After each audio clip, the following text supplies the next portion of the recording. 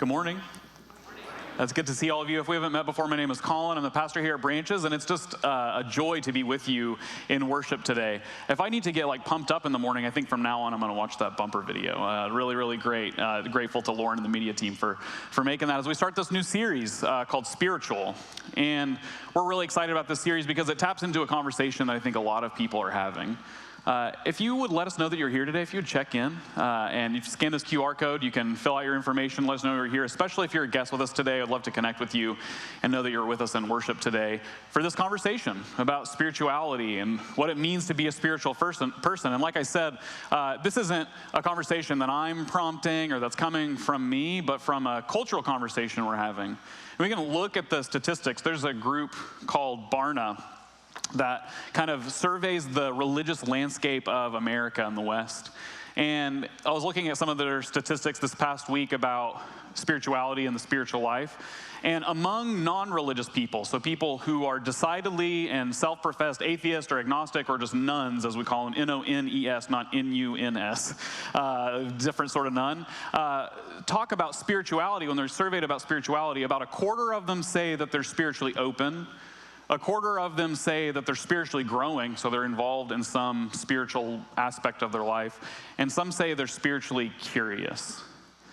And that really grabbed my attention because even as we see in the survey, non-religious people who are decidedly saying, I'm not a religious person, are saying that they're spiritual. And maybe you've heard this, or maybe this is how you self-identify, that you would say, I'm not really religious, but I'm spiritual. I think it's a really common thing. Another thing that Barna has pointed out is that as that self-designation has risen at an accelerating rate up and to the right, people who say that they're religious is going the opposite direction. More and more people are identifying with spirituality. Even Christian people are identifying with the word spiritual more so than with the word religious. I find that not just interesting, but important. A worthwhile conversation. When also, again, surveyed, why would you choose the designation spiritual over religion? And in fact, why would you reject organized religion? There are kind of four main reasons that people list. The first one is kind of boiled down to something maybe many of us, maybe all of us have experienced, is the hypocrisy of the church. The way that the church has hurt and harmed people in our world. So why would I want to be a part of that?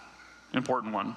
The second one, and this is a conversation I have with a lot of people, is I can't stomach the claims of religion. They're beyond something that I could accept for myself or say yes to. Religious claims, organized religious claims, are crazy, and I can't embrace them. The third one is maybe a more of a moral or emotional or heart posture, is the problem of evil. So I look at the world around me and I see suffering and heartache and hardship, and I wonder how I could possibly be a religious person when that reality confronts me. And the last one, maybe one that cuts a little deeper, maybe makes us a little more uncomfortable, is how many people report in that survey that the reason they're not interested in religion is because religious people have hitched their religious wagons to politics. There's an indistinguishable understanding between how people vote and how they pray, and it's gotten too mixed together for someone to embrace it. All of these things I understand and want to lean into and want to have conversations about and have a kind of burden for even, that I feel hurt when I hear that the church has harmed other people because I feel a responsibility for that person. Or I feel a responsibility as somebody that follows Jesus to be someone who addresses the hurt and suffering and pain in the world. And I feel a responsibility then also to have these conversations about why has some people in the church married their belief with what they believe about politics. I feel a responsibility for that. And again, it's not just me. It's an important conversation because so many people are having it. There's this really kind of startling statistic about Google searches in the time of COVID. And I've shared this before, that how alarmingly high the Google search, how do I pray, was Googled during COVID. And then looking under those numbers, how many people who said that they didn't believe in God asked that question, looked for resources on how to pray or to have some spiritual practice. avowed atheist, overt atheist, Bill Maher, political commentator, was asked, like, you're not religious, you don't believe in God, you think religious people are stupid even, but do you have any interest in spirituality? And his answer was, maybe if I get the time, I'll get around to it. So even someone with that abrasive posture at least has some curiosity, at least presented curiosity or interest in what it means to be spiritual. I want to show my cards from the beginning about where I'm coming from, because this is also part of the conversation, is for the longest time, I knew and addressed in myself that I was a religious person. At some point in my life, I accepted the claims intellectually of Christianity. I was part of the church. I was really ingrained in the life of the church. I went to church programming. My best friend growing up was our pastor's son. I was around him a lot. He's just a normal person. Let that be a lesson to you. He's just a regular guy, but he was also my pastor. And I went on youth group trips, and I did confirmation thing, and I went on these trips to kind of discern a call to ministry, and I loved the church. I embraced the church because from my experience, unlike some other people's experience, the church embraced me, was kind to me and helped me and gave me a guidance for my life that I desperately needed at that point in my life. I would say, at some point, that I would probably identify then as religious but not very spiritual.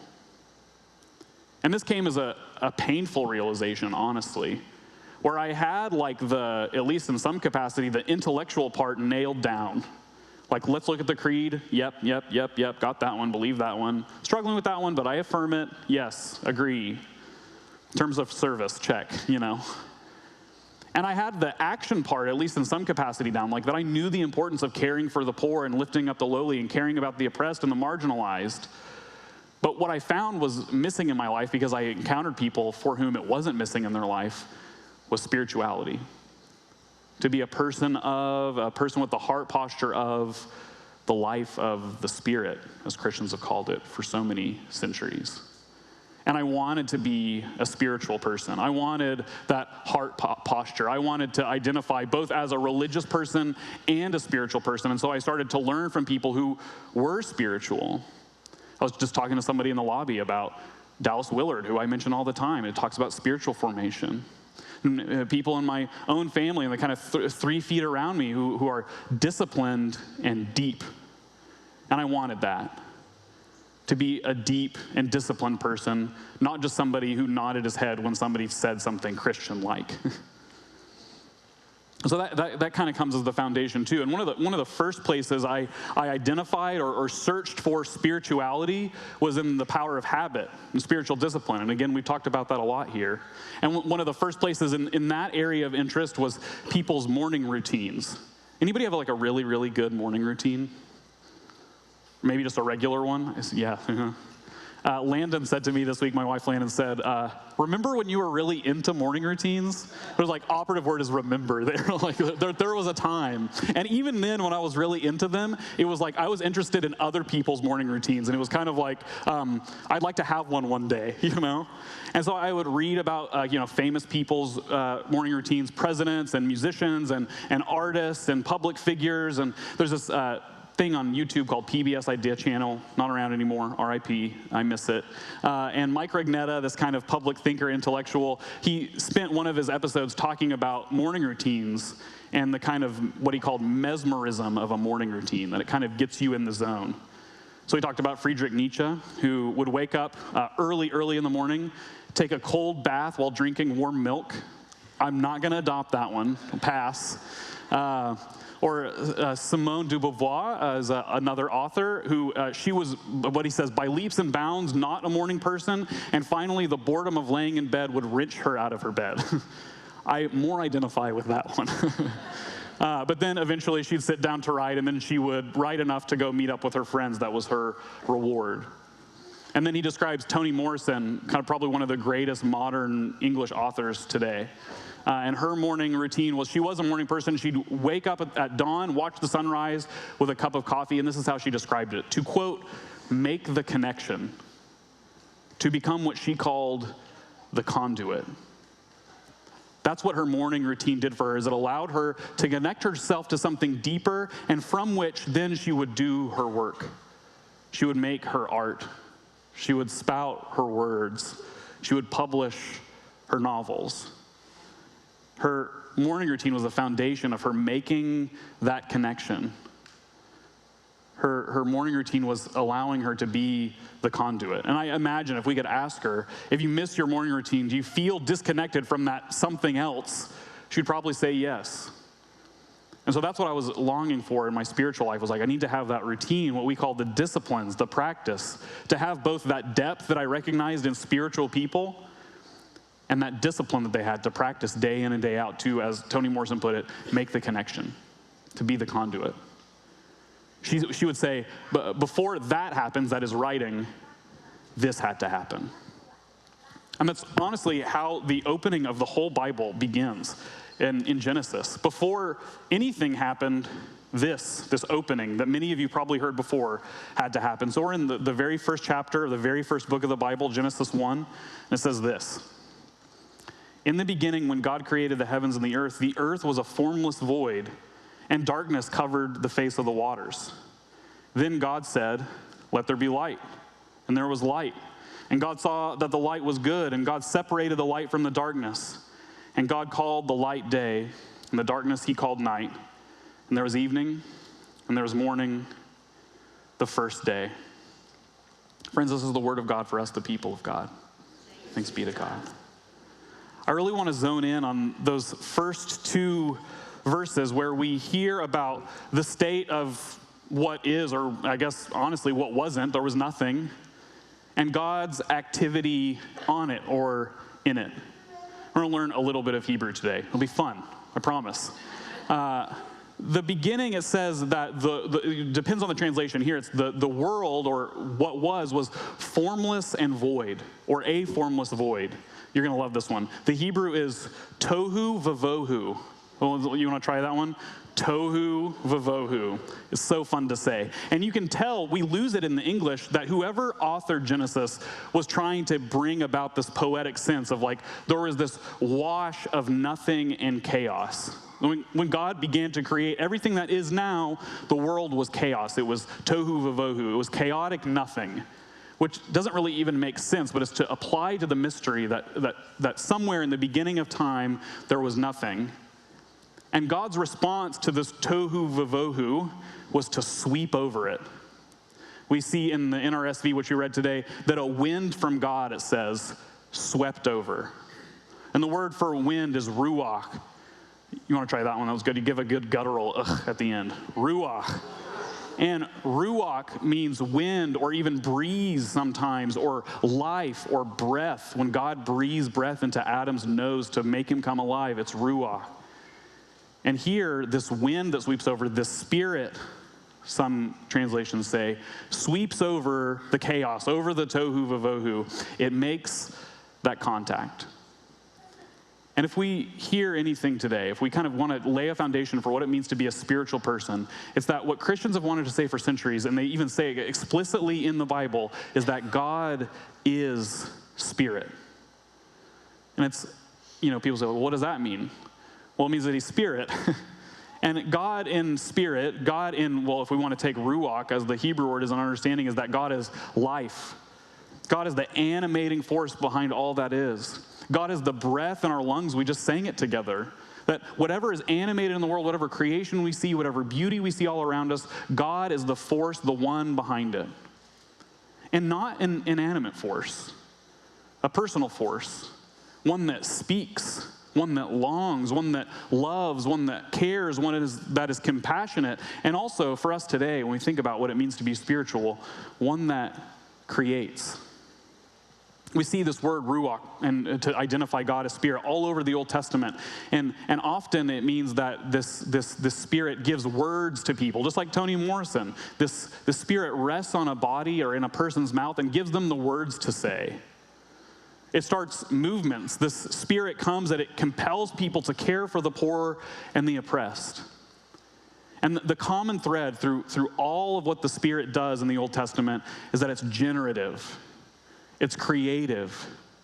It makes something out of nothing. And I would venture to say, even if it's a small compulsion, or maybe it's a really overwhelming compulsion, all of you feel that same compulsion in and of yourself. To make something, to do something, to create something, to build up something around you, whether it's a family or a work of art or a piece of work or a piece of writing or something else, or a word to say or a beautiful home. You have that compulsion to create. And I would venture to say, I would argue to say that that comes from somewhere. And it comes from, we're made from this God and by this God who is spirit and this God who creates, who makes something out of nothing, who breathes life into the chaos, the tohu vavohu of the world and makes something new. Of course, the greatest metaphor for this, again, is to understand art. So, you think about your favorite artist, musical, visual, or otherwise, and something in them possesses them to make something out of nothing. One of my favorite artists is Gerhard Richter. I think we have a close-up of one of his paintings. And actually, if you go up in the Fine Arts Museum here, there's these like rhombuses on the wall. Those are his. And you're like, cool, rhombus, love it. A big fan of the rhombus, great shape. And this is a close-up of one of those. I don't think it's one at the Fine Arts Museum, but another one. And a lot of people are like, okay, Gerhard Richter, like, look, he just like spread some paint on there. I could do that. He's also a master of realism. There's this really great painting. That's a painting on the right of his daughter, really beautiful. Another thing I love about him is that he's grumpy. And he's like this kind of curmudgeon German man. And I watched this interview with him, and like it seemed like every question the interviewer was asking, Gerhard was just like, no. No, not really. Like, do you think art like really has any essential meaning? Like, is it necessary? No, it's not necessary. He's just like, I want to tell him it's been necessary for me. I've gotten a lot out of it. And he said in that interview, everything strictly speaking is coincidence. We just have to deal with it and make something of it. And he doesn't mean coincidence as he goes on and talking about, like this circumstance happened and this, and it was this kind of magical, miraculous moment. But what he means by coincidence is that whatever circumstance we find ourselves in, whatever status or place in history or our own story we find ourselves in, our task then, as he's done as a painter, is to make something of it. Whether Gerhard Richter knows it or admits it or cares to say it, or maybe it's not even part of his ideology or understanding, that's spiritual. Or a more modern example, Jason Isbell, favorite songwriter of mine. In this song called Something to Love, the encouragement in the chorus is, I hope you find something to love, something to do when you feel like giving up, a song to sing or a tale to tell. It'll serve you well. Again, that compulsion is identified. That when you feel like giving up, when you find yourself in this coincidence, as Richter puts it, or this circumstance you find yourself in, you have this compulsion then to act on it and to make something of it. That comes from somewhere. That's spirituality. That's what it means to live a spiritual life, is to lean into that creative spark that you have, to lean into that invitation to make something of the circumstance you find yourself in. To lean into the idea that the chaos isn't the last word, isn't the last thing, isn't the way the world is supposed to be, and by God's Spirit we can make it into something new, generative, creative, deep, and disciplined. I want to, in my own life, this is me speaking for myself, learn from spiritual people. And that's maybe our challenge today. Is if you identify more as a religious person, surround yourself with spiritual people that you can identify as spiritual. If you identify more with spirituality that you identify as a spiritual person, I'm not going to say just the exact same analog. You may not want to surround yourself with religious people. As we identified early on, aren't always that great. But you can lean into maybe raising the question even, maybe even just wondering, maybe with the religious people around you, lean into that generative, creative part and create a conversation and create a community and create a mutual understanding and create a world that's not chaos but ordered and not ugly but beautiful and not divisive but one. That's the invitation of what it means to be spiritual, to make that contact that Toni Morrison talks about. From my own tradition, from my own religion, if I can share about my religious background for a little bit, is this guy named John Wesley. Some of you are familiar with him, started the Methodist movement. And when asked, this is a paraphrase, when asked about what he was seeking in Methodism within the Anglican Church to create this kind of movement within the church, what sort of religion are you seeking? John Wesley said, I'm looking for the religion of the heart. Rather than turning up our nose, this is to religious people, rather than turning up our nose or criticizing it or casting us out or excluding it from our own experience and practice, with John Wesley, I want to step into what it means to live and breathe the religion of the heart, the religion of the spirit, the religion of depth that's not just intellectual assent, that's not just agreeing to it as a set of rules for our life, but to lean into that spark, that generative, creative force that I think even people like Bill Maher can identify. There's something more than me. There's something more than this. And that's what I want to learn from spiritual people, because they seem to have so much more contact to it than I do. And I'm starved for it. And that's what we seek when we come to the table, or when we sing together, or when we lift up our prayers together, or we're simply in community, or even share a meal as we will after worship today. That there's something more than me, there's something more than this, there's something more than the circumstance, and I want to make something with it. And I want to partner with you, and I want Branches to be a place where we can say, okay, we're ready. We're ready to sweep over the chaos of our world, and empowered by the Spirit, as Christians have wanted to say, make something new and beautiful and kind and just and compassionate and good, and to be ultimately, as we always say here, to become people of love. Jesus leaves his disciples in John's gospel with some advice and some encouragement. And in John 16, the passage right after he tells them that he's the vine and they're the branches, he says in John 16, chapter 16, verse 12, I still have many things to say to you, but you cannot bear them now. When the Spirit, the wind, the breath, the life of God comes, he will guide you into all truth. For he will not speak on his own, but will speak whatever he hears, and he will declare to you the things that are to come. He, the Spirit, will glorify me, because he will take what is mine and declare it to you. And the Father, all the Father has is mine. For this reason, I said that he will take what is mine and declare it to you. God didn't stop creating in Genesis 1. By his Spirit, he continues through you, through the beauty of humanity, through the world around us, the circumstances we find ourselves in, gives everything that he has, all love and glory and honor to you, and continues to create, continues to sweep over our world, continues to be with us in every moment and be our very breath that we breathe right now, borrowed from him. And thanks be to God for that. Let's pray.